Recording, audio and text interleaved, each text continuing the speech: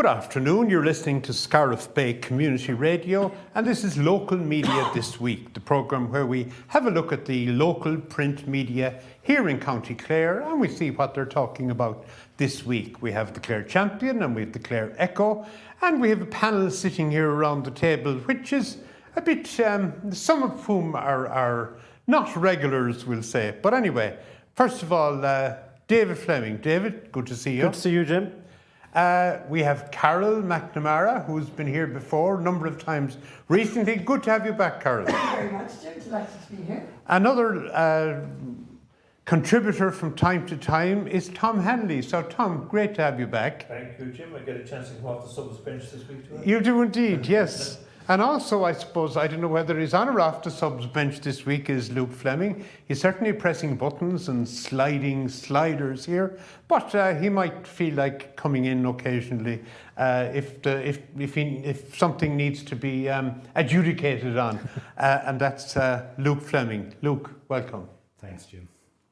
Now, I suppose looking at the front pages first, lovely picture there on the Clare Echo of the junior camogie players, the Clare junior team, who won their All-Ireland title last Sunday in Croke Park. And I suppose we have to start, Tom, by congratulating them and wishing them well. Absolutely, yeah. They've done the business, and I was watching most of it, and they didn't start off great against Tipperary, but once they got into the rhythm of it, they certainly, goals of course win games. I think it got 3 goals and 7 points, was it, to 9 points? That was the final score, if my memory serves me right, you know. So they did well, you know, really did well, and local girls performed well. Leisha O'Donnell, that's right, and the lady, Jennifer Daly. Yeah, she has some speed. Yeah. She is. It's a great game. Yeah. But it's great. And I suppose, Carol, you know, it is great to see so much emphasis on female sports. I mean, 20 years ago, they were pretty much ignored in the mainstream media. Absolutely, and I think it's been a great few weeks because between the Irish girls being in the World Cup in Sydney, and then when you look, okay, we won the minors, of course, Clare won the minors, but you know we were some ways robbed of the seniors in lots of ways that we didn't progress. But it's great to see the camogies really featuring very well. And I mean, okay, it doesn't look like there's huge crowds there in Croke Park, but the team came back here on the Sunday evening, which was a pure joy. I mean, the whole town went mad, and they were feted all over the county, you know. So it is great to see a lot of interest nowadays in camogie, I think. Yeah. There is. It's interesting that they weren't allowed out of the bus. No. On the festival in Scariff. Oh, really? They were allowed out in Bodike, though, in the cobblers, I believe. I think they reckoned that it would be too long to... They mightn't get them back on. I know the organisers of the festival in Scariff wanted them to, you know, up at the stage for a few minutes, just for public, you know, adulation, I suppose. Yeah. But no, they weren't having any of it. They weren't going to let them out. They'd be on a time schedule, of course, and they want to get around to and they'd never get them back in. Yeah. Okay, I suppose looking at the front page of the Clare Champion, and it refers there to the backlash over Sinn Féin Dáil convention. And David, I suppose you'd have to look at democracy. Well, it seems that there isn't much democracy in Sinn Féin, in the internal politics of Sinn Féin, according to this article. It's by Dan Danaher. Backlash over Sinn Féin Dáil convention. It's happening as we're recording this programme on Thursday evening. The convention to select, I wonder is select the best word, because the injured party, according to the piece, is Nolene Moran, who wanted to stand for the convention. Now, this is the convention to select the candidates who will run in next year's general election for Sinn Féin. But she did not get the required nomination from...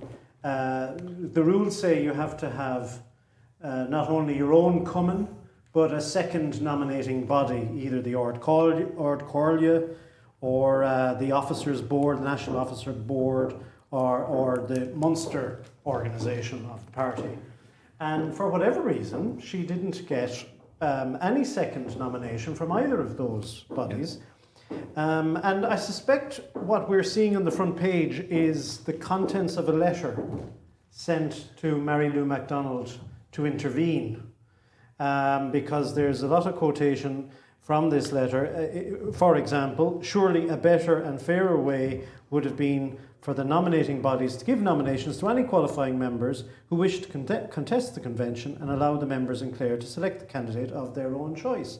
We are appealing to you to intervene and let the members have their say, and goes on. Yes. So it appears that there's a bit of a brouhaha within Sinn Féin. You'd wonder if headquarters trust the members to select the right candidate. Well, they don't, is the answer. The rule, by my cold look at the rule is, and of course it's other parties have this as well, it's not just Sinn Féin. Exactly. I think Fianna Fáil are something similar. Headquarters maintain a say, as well as the local body. So if in effect it's a veto. Yeah, headquarters definitely for Fianna Fáil, whatever about Fine Gael, will ratify selection of candidates locally and maybe even add in an extra one. Yes. But that's okay in most constituencies where they'll be running 2, 3 or maybe even the fourth candidate, you know. Yeah. But whether Sinn Féin are going to run just one candidate or 2 candidates this time remains to be seen. You know? Yeah, I was reading in the Clare Echo on the online section. Yeah. I'm not sure if it's in the paper that Clare was a female-only candidate. Yes, that direction had come down. And yeah. it looked like they were only talking about running one candidate, but that might change. Yeah. Well, it was last time around, the last general election, Sinn Féin did not run sufficient number of candidates to avail of the success that they ultimately received in the polls. Yeah. Because you need to run a certain minimum number of candidates in order to get the bounce from your second, third, and fourth preferences, and maybe the last seat will come to you if the wind is behind you. And geographical considerations come in as well. It is, and it's reasonable, I think, to have a rule which allows the party, which has an overview, whether it's Fianna Fáil, Fine Gael, or Sinn Féin, they have a strategy that they have to think about for the winning of to maximise their seats, and so it's rather interesting that they've made this public. I think they're trying to. Sinn Féin aren't usually seen to be washing their, let's say, dirty linen. in But I public don't think they're than making. stats, I you know? don't think headquarters are making this public. This is being made public Locally, by the Commons, It by is. East Clare, and It by is. and they're coming out with it. But of course, just thinking about the last election, I mean, Violet Ann. I mean, I understand that Nolene Moran was in the running for the. For the ticket last time, and that Violet Ann was kind of imposed as well. So, I mean, nothing's really changed here. No. Yeah, that is true. So it'll be interesting. It'll be very interesting the next election here in Clare, all over the country, but in Clare in particular. The one thing, if you look through the papers this week, Violet Ann gets loads of mention. There must be an election in the offing. They're gearing up for it, Yeah, for sure. Yeah. Has Violet Ann improved her image and how she projects herself since she got out from Sinn Féin, I wonder? It would appear to me that she has a bit. I think so. If what we're reading in the papers anyway, she's getting a bit more publicity and appearing on more national TV programs and radio programs and all that. She's in the papers this week. I think she's covering the CAMs. We covered it in the last few weeks as well. I think she's championing that issue, which of course is a very serious issue. And I'm not saying she's just jumping on that particular bandwagon. She obviously feels very seriously about it. She seems all set to be running in the next election. Yeah. Without But running as an independent, you're up against Michael McNamara, the other independent TD, and there's probably only one independent seat in County Clare, I would have thought. Yeah. Okay, we'll go on. It's also covered on the front page of both papers, both the Clare Echo and the Clare Champion, in relation to the quote carnage on the roads that the wife Helga Himmelsbach, whose husband passed away following a tragic accident near Ballyvaughan a few weeks ago. But I think she is campaigning now to try and prevent such accidents happening again. It's also in the Clare Echo on page 12 and 13, a two-page spread. Arrogant bus drivers fueling safety concerns, and the Ballyvaughan crash victim told wife day will come when car accident would happen.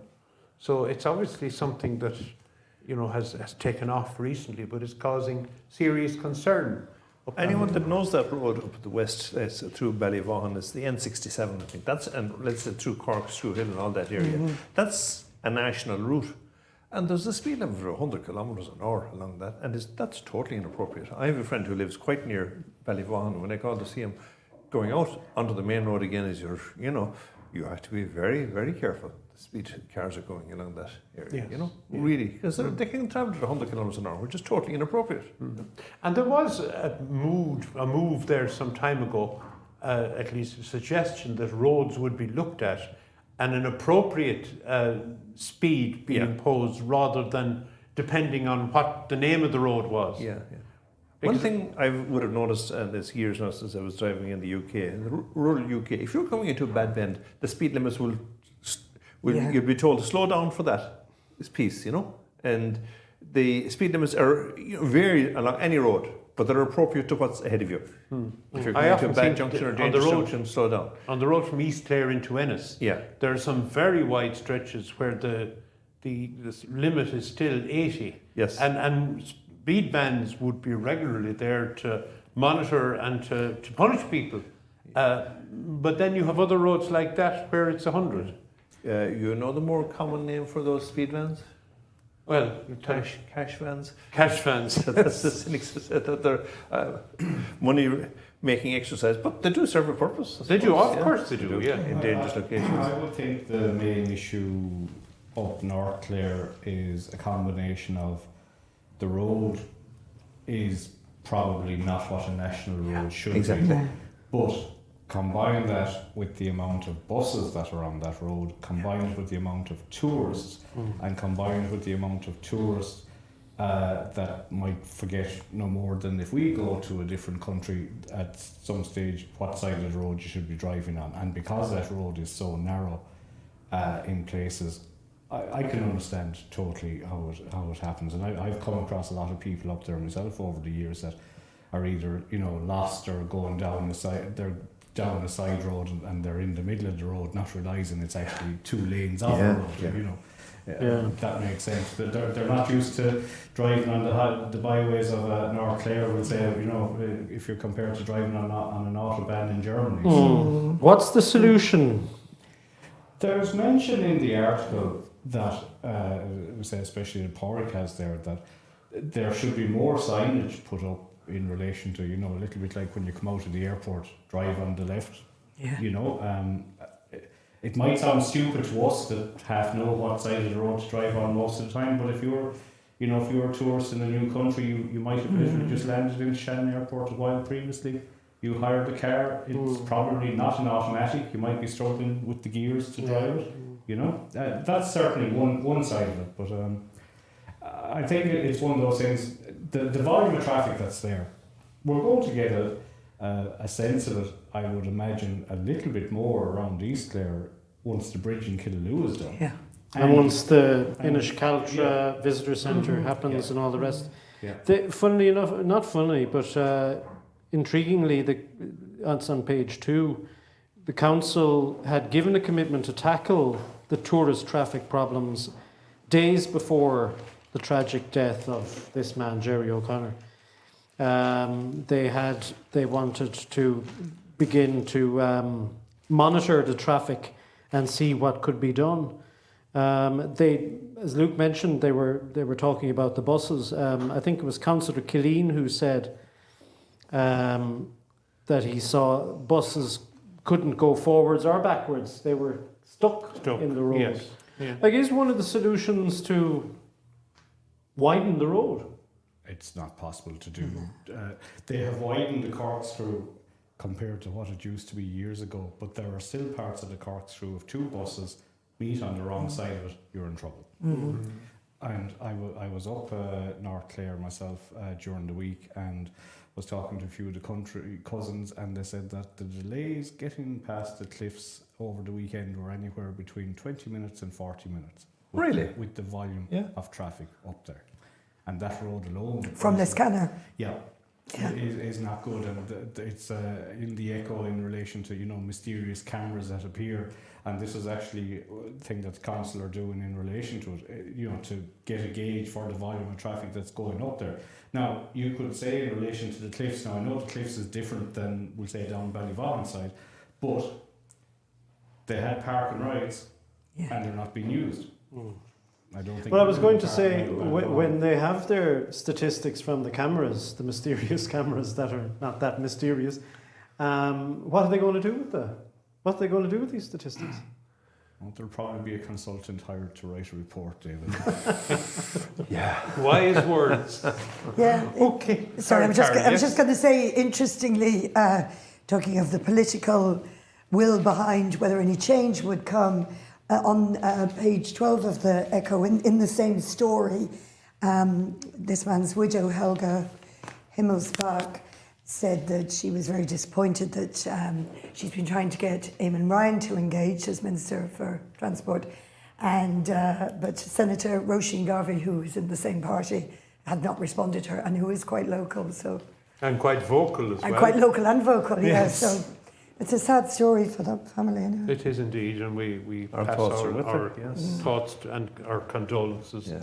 And they're going through a really tough time. Okay, we'll go on to more, I suppose, matters in boardrooms and in meeting rooms. The Clare Development Plan, of which we spoke of many times here, on page 6 in the Clare Champion, page 4 in the Clare Echo. The development plan of the Clare Champion has been adjusted and amended and must come back to the councillors in Clare, who have no choice but to go along with it. So the Clare Champion says, Minister overturns part of the Clare Development Plan. And in the Clare Echo it says, Minister's directive on development plan spells the end of rural Clare.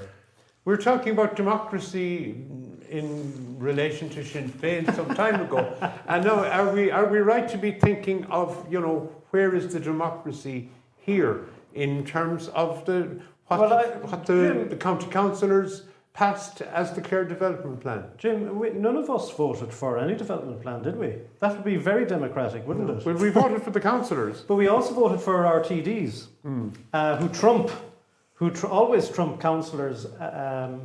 In this case, I think the council... Now, we should be clear, firstly, what did the minister, in this case it's Kieran O'Donnell, what did they overturn? And one of the things that has to be amended is... the development plan said that in exceptional circumstances they would allow planning applicants to apply for planning permission to build one-off dwellings on national secondary routes. Now the minister said, no, you can't do that. You can't have this exceptional circumstances. Now the question I have is, the council knew this. There are very clear instructions.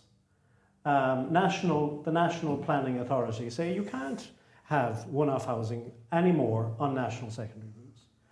The council come around and they say, oh, in exceptional circumstances we will. So I think the minister had no option, because the plan is there. It's a legal document, as far as I can tell. It's a government document anyway. And you can't have councils then sort of saying, oh, yes, we've noted that, but in exceptional circumstances we'll allow it.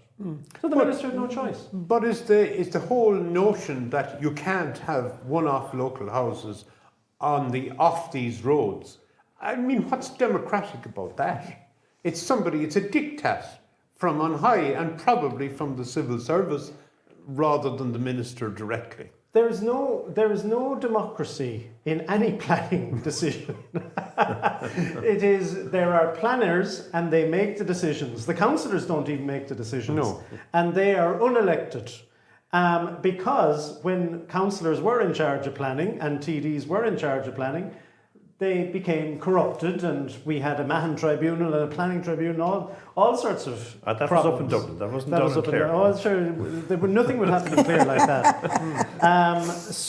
But it's The fear I have, David, would be, as it's there in Pádraig's article on page 4 of the Clare Echo, is that it spells the end of rural Clare. And it's a very sensational headline.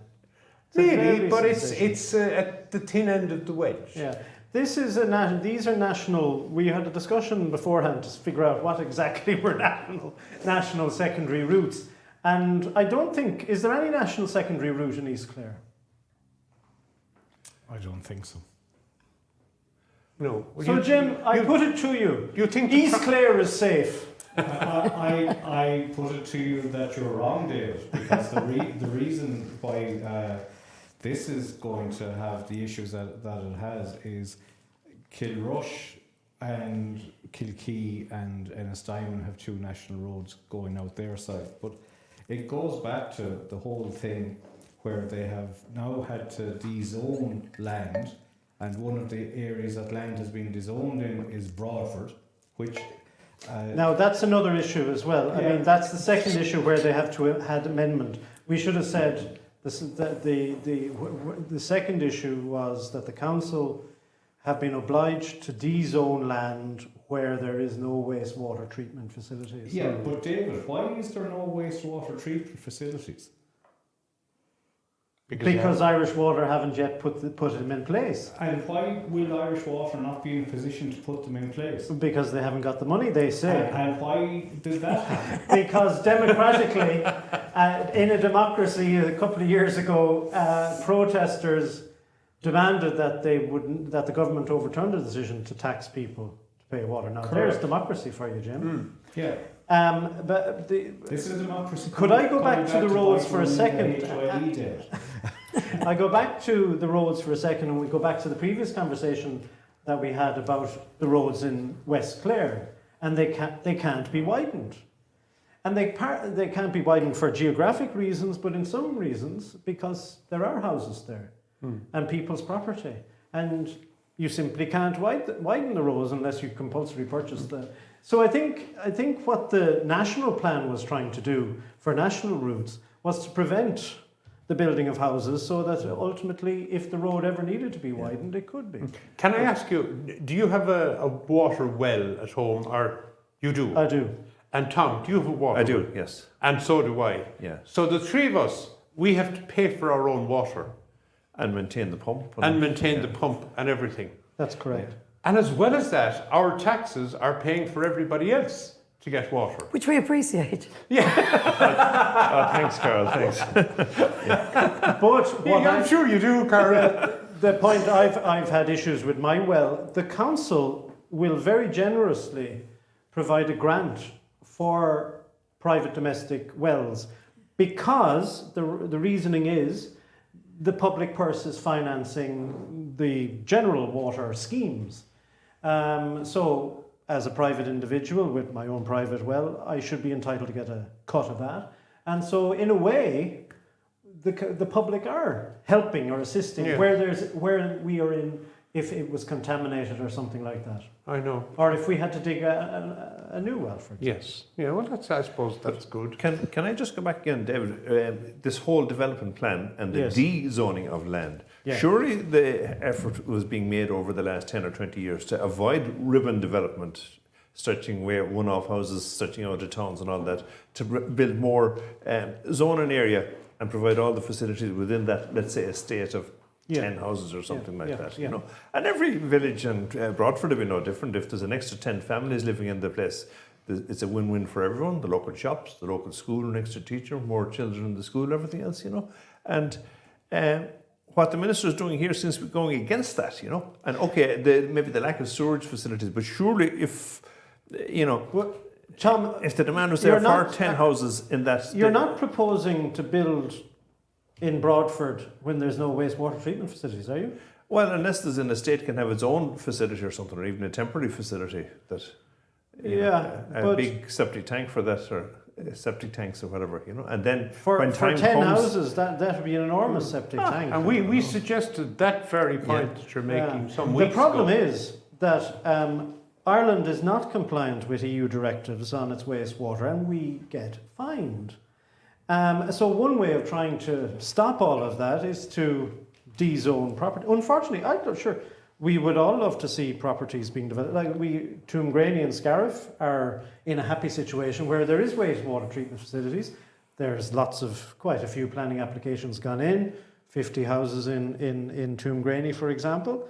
And that's probably good for schools and for all the other things. But that's because we have wastewater treatment facilities.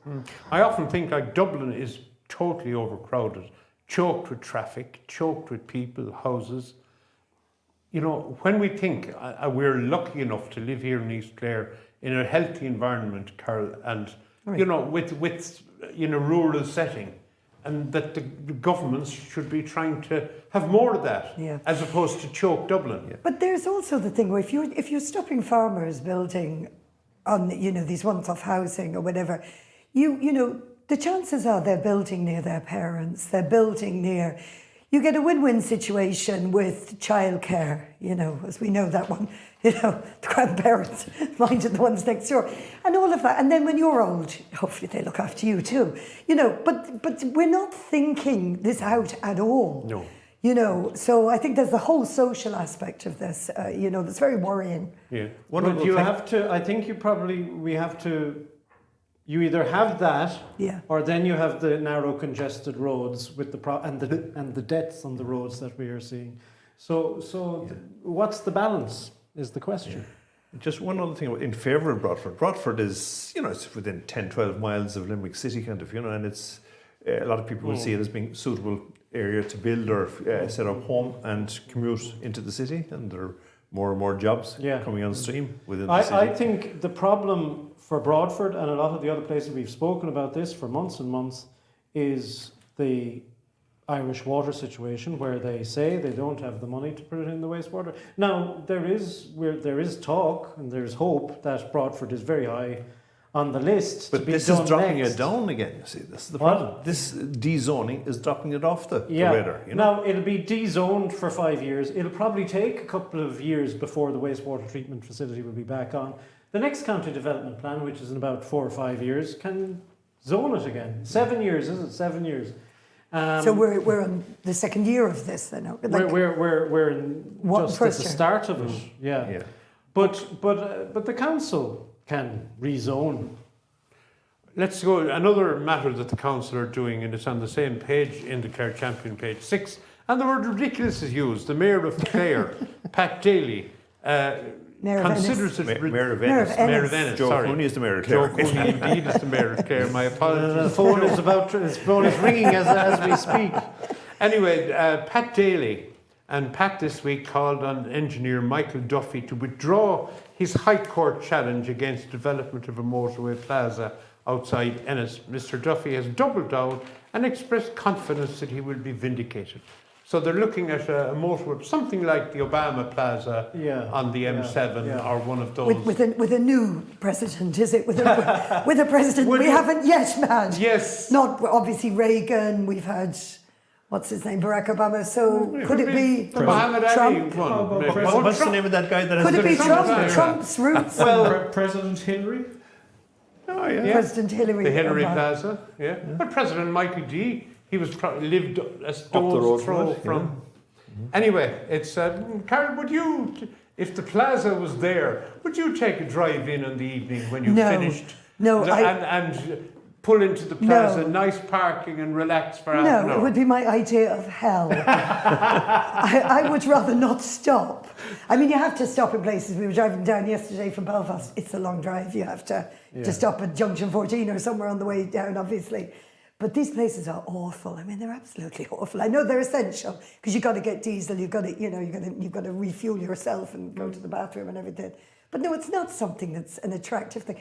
And the Obama Plaza, I mean, dear Jesus, that picture of as you walk in with Michelle and himself, the Barrack. Yeah. You know, like, But you people can are get laughing you at can us. take a selfie in a Clare jersey or a Kerry jersey, depending on the match going on. And on a national station this week, did you know the Obama Plaza is 10 years old this week? And you know, the Yanks might think it's funny that we named a filling station, after a president. People from Offaly think it's funny. If you're driving it's in an Tipperary. EV, they put in a few new superchargers in Yeah, there. they did. Opened them, I think, this Yeah. week. They did, yeah. But Pat McDonough is laughing at all of us Yeah. because we're talking about it. Are we talking? Now, you did mention Junction 14. Barack Obama, the Obama Plaza, we all know about it, we've heard about it. I couldn't name any other plaza that there is. The Apple Green one, of course, 27, is Junction one. 27. Well, we have brought our children, or our grandchildren, I mean, go for a drive, go down to Apple. We've done it a few times. Well, my Lovely children, ice cream and yeah, and the cup of indoor coffee. playground. Yes. When they're passing, they enjoy it. Anyway, the story is not whether we're going to have it or not, or whether we like these things or not. It is because there is a judicial review of the Umbord Penala decision to grant planning permission to Pat McDonough to build his plaza, and Mayor Daly is saying it's ridiculous for anybody to take a judicial review, and that, quote, we should trust. Wait for this. We should trust Clare County Council and Umbord Penala. If the planning system can't trust the likes of Clare County Council and Umbord Penala, there's something seriously wrong. It's time to stop judicial reviews, he said. Well, I am flabbergasted. Yeah. The number of bad decisions that councils for decades have been making, and the mistakes that have to be rectified, particularly in industrial sites when they contaminate sites. And Umbord Penala are not, they don't always make the right decisions. Well, it's amazing. It's a person's right as well to take a judicial review. It's a citizen's right. If there is something to look at, if then it should be. any citizen has a right, if they believe that the law is being broken, to take a judicial review. Okay.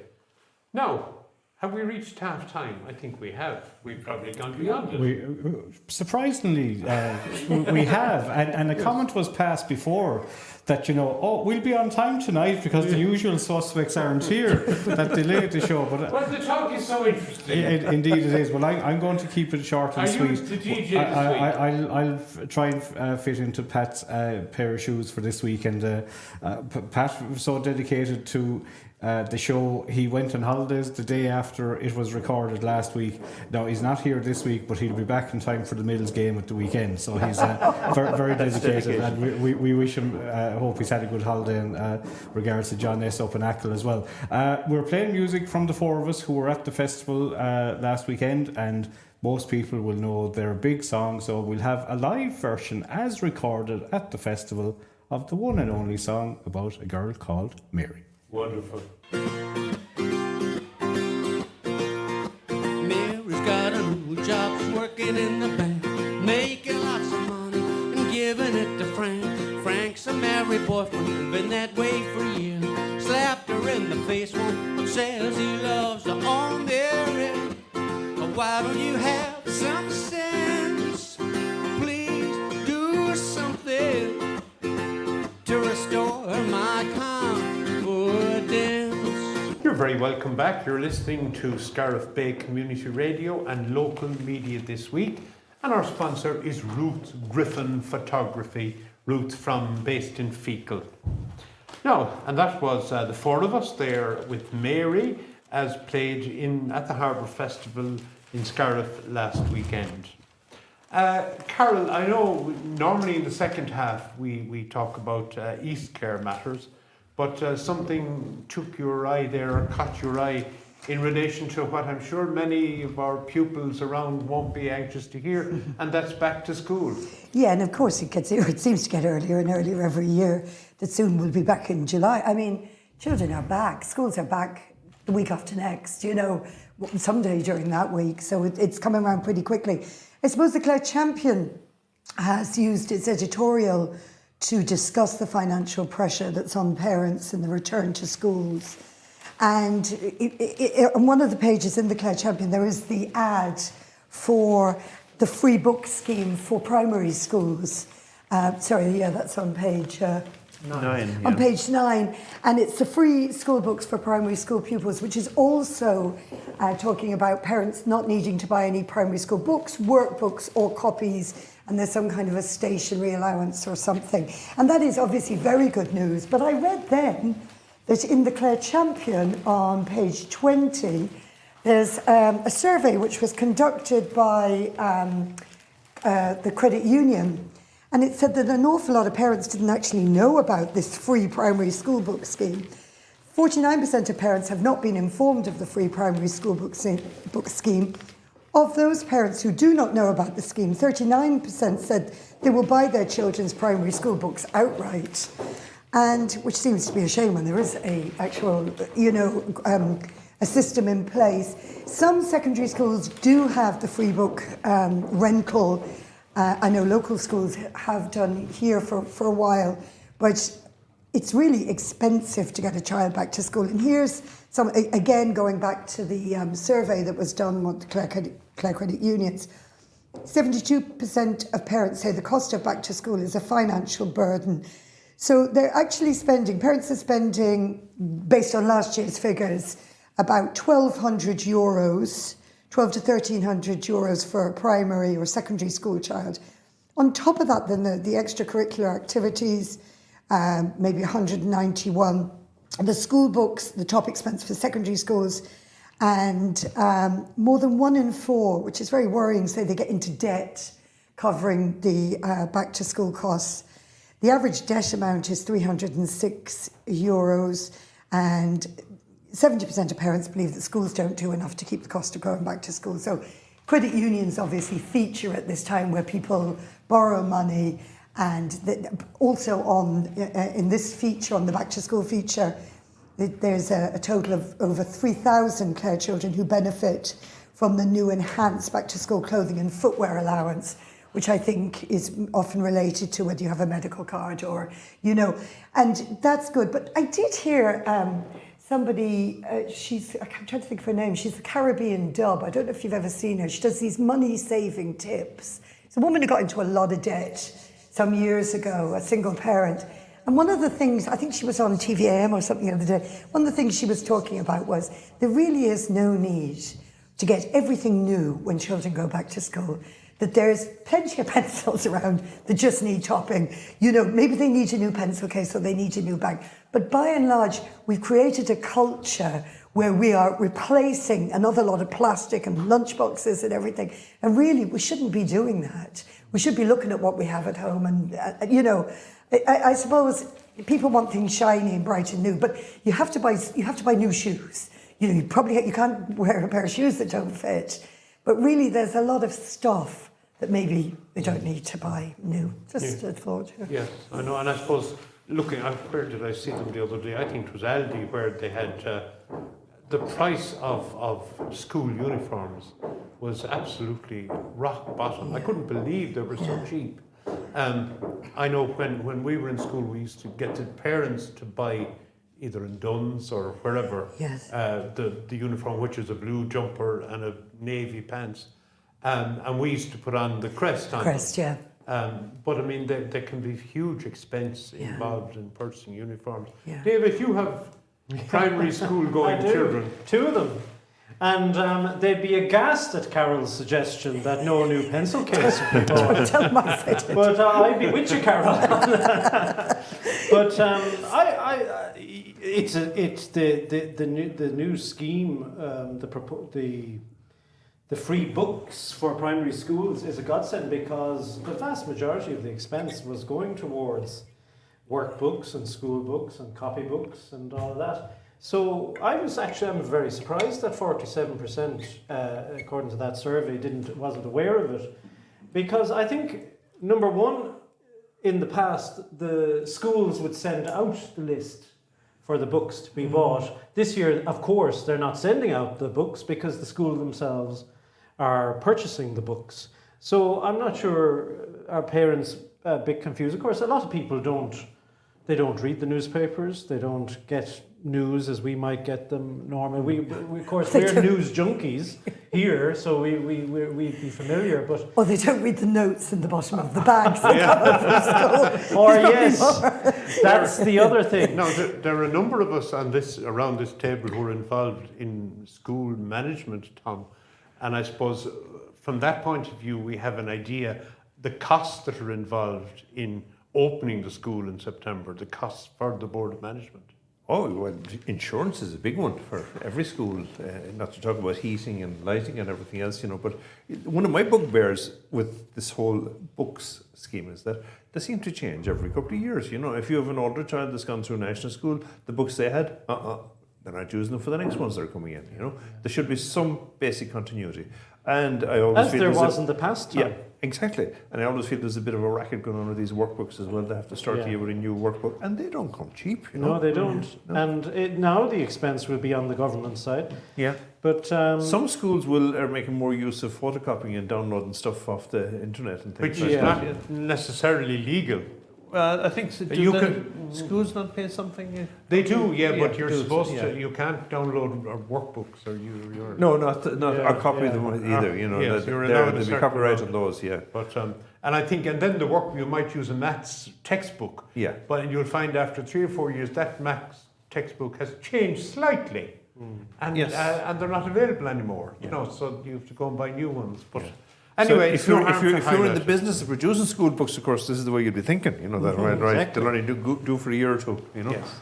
Okay, looking at page 13 in the Clare Champion, and that's the East Clare page, and I suppose it's dominated there, the top half of the page, by a photograph of the Clare Rose, Aisling O'Connor, and a piece by Dan Danaher, and I see Dan Danaher is the person who compiles the Fiona. Obviously has gone. she must at be this on her stage. holidays. Well, or else She's gone. She's gone to university. She's leaving, and she's in Galway in UCG or NUIG. You actually University of Galway now, Jim. Yes, but anyway, Aisling is here. Aisling O'Connor from. She's from Fecal, isn't she? From Fecal. Yeah, Yeah, Carol, and she's a remarkable story. She has a remarkable story, and first of all, we wish her the very best of luck in the Rose of Tralee Festival, which is next week, the end of next week, I think. Or is Do it? you watch it, Carol? Well, I don't, and I don't like it, but I will watch it because I like her, she's and I've there. met her. Yeah. And she's had an interesting story in the sense that she's a teacher. I think she works up in Dublin, and she's one of 6 children, and she was her father died in 2018. He was a builder, a local builder. Pat O'Connor died in a tragic accident, and her mother died, I think, a few years later, and of breast cancer. And there were 6 children, and they were quite young. And this article on page 13 is very nice because what it does is she talks about the kind of generosity and the community spirit in Fecal, where, you know, ever since they have lost their parents, they have dinners provided for them, they have food, they have stuff left outside their gate, anonymised. People aren't saying, well, that's from me, or, you know, and even the other night they had a surprise party for her in Peppers, you know, to wish her well. She's very inspired by her parents and telling their story, and said her mother was particularly brave when, you know, she was pregnant when she got breast cancer. She was expecting their 6th child, and that she recovered from it, and she had 20 years, but it came back. So it's quite a story. So Aisling was on Saturday Chronicle last week, being interviewed by Marie McNamara and Trish Nugent, and gave a great interview on Scariff. And it wasn't her first time being interviewed by the ladies, and it was very nice of her to acknowledge that the first interview that she sort of did after after she was made, we'll say the Clare Rose, was with the girls, and she said now that it'll be the last interview that she'll do before she goes off on her tour. So I think she is a very special lady. No airs and graces about her whatsoever. Very down to earth. People can say about what the Rose of Tralee competition is, what it isn't. I think she's an ideal candidate for it. I wish her the very best of luck, but that lady doesn't need luck. She's going places herself. She's a credit. She has what it takes to be a great Rose of Tralee, I think. So we wish her all the best. Oh, we do indeed, and we'll be first there after she wins. Jim, is there any chance we could go down? I was going to say, we probably should go down. An all expenses paid trip I'm in. to Tralee. You come, Karen, Well, yeah, well. Well, we agree with all of you that we do wish Aisling all the best, and as you say, no one deserves it better. And we say from the family that's there, I suppose from a hurling point of view as well. There's Aisling is the eldest, but there's a few lads that are sort of keeping the family flag flying proudly there as well. Yeah, and of course they were the winners. The two brothers on the one that was the captain of the winning St Joseph's Party Cup team. Yeah, so that was brilliant. fantastic. Okay, I suppose something that we're looking back on this week, the Harbour Festival, and the headline on that page, on the East Clare page, is Harbour Festival building a bridge to the people of the North. And it would be nice to think that that's happening, because there has been such a good relationship with many aspects of Northern Ireland and individuals and institutions in the North coming down to Scariff over the last 20 years. For that weekend, it's 20 years this year since the first festival came, and there's a picture there on that page of Joe Cooney, Mayor of Clare, talking to Monica McWilliams. So, David, I saw you out and about during the festival. Did, yeah. It was a fantastic weekend. The weather held up for the most part. And there were big crowds, really big crowds. at all points, I think. And of course, the radio, Scariff Bay was in a prominent location, observing and talking to a lot of people, including Aisling, as was said there. Monica McWilliams is pictured there with Joe, as you mentioned, Jim. And Monica McWilliams is the co-founder of the Northern Ireland Women's Coalition, signatory of the Good Friday Agreement. All those years ago, and looking at her, she hasn't changed a bit actually from when I can remember that agreement being signed in 1998. And she opened it, I think, on the Friday evening, and she was brought out to Holy Island, and was amazed by what she saw, according to the article. So it's wonderful to see that it's continuing. And according to the festival chairman, Mike Rogers, said that 2022 was a very successful year for the committee, and expressed confidence that the festival goers would have plenty to enjoy this year. He was obviously talking about just prior to the festival happening, but I think he and the committee can bask in the success that the weekend provided. I suppose it's fair to say that the festival has always had a connection with the North because of Waterways Ireland, and Waterways Ireland is a main sponsor. And of course, we'll say the base in the Republic for it is in the harbour. Monica McWilliams, we say, gave I'd say about 20 minutes of a speech, Jim, at the launch, for which you were MC and which we broadcast. And she also gave a talk in the library. But it's heavy stuff. And it's sometimes good for us to sort of listen to that type of stuff, and we sort of realise how lucky we've had it here. And I think, hopefully, how that things in the North are changing slowly, probably a lot slower than a lot of people would like.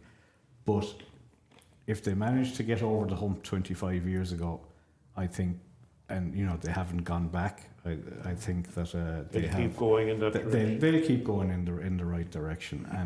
And a very expressive lady is how I would sort of describe her. But as I said, you wouldn't want to be, you'd want to be sitting down with a good strong cup of tea listening to the She gave interesting accounts of the behind the scenes activities, to when there was a conference, but what went on behind the scenes, and it's very interesting. Oh yeah, but if you consider, they wound up in South Africa, and you have a Nelson Mandela banging heads with these guys and telling them, you're after bringing apartheid back to South Africa. Yes.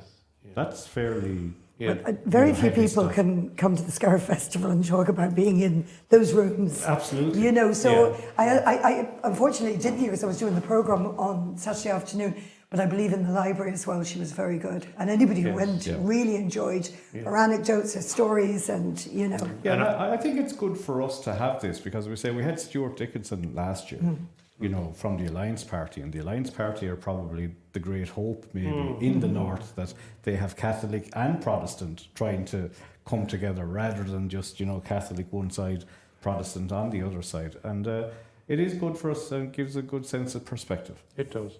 Tom, you were broadcasting I on was the broadcasting Sunday afternoon. On Sunday, yeah, and it was very, very enjoyable. Plenty of people there. And one thing I would say, I know somebody who was in Scariff at 12 o'clock on Monday, and the whole place had been completely cleaned, which is a great tribute to the volunteers and the committee. Absolutely. You know? There wasn't a sign that the Immaculate. festival was on. Immaculate. Immaculate. Yeah. And that doesn't happen by chance. or No, it accident. does not. It does not. So they're a very hard-working committee, and of course the pride of the parish comes into place with like lots of things in Like- local communities. You know. Okay, we need to go on, I suppose, a couple of other things. The Scariff show, it's mentioned in the same page as well. The 78th Scariff show. Tom, you've often been involved in that. Oh yes, I was on the committee for a number of years, and off here we mentioned the dog show. I organised that for quite a few years. You know. What's the scene? What are they looking for, Tom? Now that we've got an inside track, I have a dog at home, and he's only crying out to be part of the show. What exactly are the judges looking for? Well, he needs to, or she needs to have a good temperament, be well groomed, and not to misbehave. What I by misbehaving, used to going on the lead, and not to go fight with every dog it meets. You know. Well, up until that point, I was doing well. So you were coming, were you? well. Yeah. I'd have to put him into a bit of training. But there's also a homemade tea cozy competition being introduced this year. You're into Tom, you'll that, be are you? I think the I'll tell you radio. what, if you enter, I'll enter one. Okay. If your There's a dog competition. if your dog wore the tea cozy that you made, you could be really in some Uber class there Yeah, now, I think you might be right there, Carol. There's an art now that I presume in our parents' generation, our mothers got to go to mine anyway, you know, would have been great with the Well, knitting in needles and a Made it for primary myself. school, this will tell you how gendered Ballygiblin National School was. The girls were asked to do tea cozies, and the boys were told to draw. This would be the hour on a Wednesday. The boys, anyway, had a bit of a revolution, my class, and said, why can't we make the tea cozies Really? as well? So we all ended up making tea cozies. good for you. Yeah. And I made two of them, one for each grandmother. Well, I look forward to your entry then. Listen, we'll move on to Tuamgraney, and I see on page 5 of the Clare Echo a picture of Pat Hayes here. And the headline is, "The policy of not installing speed ramps criticised as speeding comes under focus." And they're talking about also the Killaloe Municipal District officials were unsuccessfully applied for the provision of a new footpath between the castle in Tuamgraney and the existing footpath that comes all the way from Killaloe. Look, They managed to get 9 3/4 miles of the way, but didn't get the last quarter of the mile down into the village. And in fairness to them, I would be one of the first to be critical of a lot of the things that the council do, but they went above and beyond with what they did in relation to getting the path done. From what they started out with, and we've alluded to it before, it was the community group and Yes, got that yes. started. And I said, from small acorns, a very popular thing has grown. Now, I'd be a lot happier if they cut the grass around it and maintained it a little bit. But it boils down to, Jim, a very brief description of it is active travel is the funding that used to be available for, we say, footpaths and various pieces in around villages and communities. But with the Greens in power, active travel has been moved, we'll say, from the country and brought back into the towns, because I think Eamon Ryan just wants everyone to live inside in towns and that they can have nice wide footpaths to walk on. 5 million of which is going to be spent on one, we'll say, from the Tulla Road roundabout in as far as the railway bridge. Is Tulla City? Well, it's the roundabout, Jim. Or, sorry, David. It's from. Or, sorry, it's the East Clare roundabout. Sorry, isn't that what it's called now? I think it is, yeah. Because they forgot to put a name on it originally when there was the two junctions, and I think they called it the same name. So you said, was it the Tulla Road roundabout or the Tulla Road roundabout? But in fairness to Tuamgraney, and presumably to the Tuamgraney Development Association, the path extends from Tumgraney all the way past the evicted GA To nearly my front door. almost to your front door. Well, which past is, it. I mean, and it is, and I've walked it. I'll tell you, it's one of the best things that they ever did, and it means that on the occasion that I do walk the children to school or walk them to the pitch, or I walk the dog every day on that path. But paths like that are important because our roads in the countryside are no longer safe. No better example of it, and I'll give credit to another, I won't call it a village, we'll say it's slightly bigger than that, Tulla. And Jim, we passed by when the recent Tulla Festival was on, people able to walk down the footpaths, the side of the very expensively built stone walls all along the road. But, you know, it's on events like that and days like that where you start to see the benefit of it. I would have been a sceptic of it for many a year myself, but I can see the advantages of it now. And, you know, we spoke about it recently with Fecal. They're talking about, you know, maybe going a one-way because they want to have proper footpaths. And it's right. Yeah. And any new road being built should have a footpath for the locals. And if Pat was here, I'm sure he'd talk about footpaths being built in cities and towns. Yeah, but then look, take Clooney, for instance, the footpaths and the street lighting that's going in. The next best example. I was passing through Drummondura, hadn't passed through it in a while, in the last week or so, and they've the same thing up there. It's amazing. Fantastic. Great. Yep, makes sense. Yeah. And Okay, it's a good way to slow people down. Yes. go on, Carol. You're looking at a piece there where protest is involved. Yes, and protests. we're well within the last minute. Protests at the festival last weekend. What happened was some far-right protesters came by boat, I understand, and travelled to Scariff as part of the protests that they are making to libraries about reading material that's available for the new SPHE programme. And these are far-right protesters, and they were met in Scariff by a number of local people, including Brendan Baggio, who is a long-time volunteer with Limerick Pride. And they flew the flag, the Pride flag, while a protest, went on to stand up for gay rights and LGBT rights, and to protest about the presence of the far-right protesters who had come up, who had camped actually on Holy Island and had flown their flags there, which was very inappropriate. Anyway, And illegal. Illegal, of course illegal. Yeah. Anyway, fair play to local people for standing up to these guys. And I suppose some people should understand that libraries in Clare close at the weekend. Yes, okay. People who use libraries do know that. Okay, listen, we must finish there. My thanks to David. Thank you, Jim. To Carol. Thanks very much. To Tom. Thank you, Jim, And to for Lou. having us. Yeah. And we look forward to, thank you for your contribution, Stephen. We look forward to having you back. Oh. Luke, you've taken over from Pat as our resident DJ. Yeah, What, if anything, are you going to... Well, I don't know how long I'll have to play it, but we're going to play another song from the weekend. On the Friday night we had Queen, and we'll have a little bit of a tune from them. Okay, and that's we have Queen Queen. with a W. And we'll finish quite on a that. good band they were too. Lovely. We'll see you next Sunday at 2 o'clock with the help of God. Goodbye and God bless. Right here, a boy make a big noise playing in the streets. Wanna be a big man someday. You got leather on your face, big disgrace, kicking your can all over the place. Say, we will rock you. Oh yeah, we will rock you. I like it.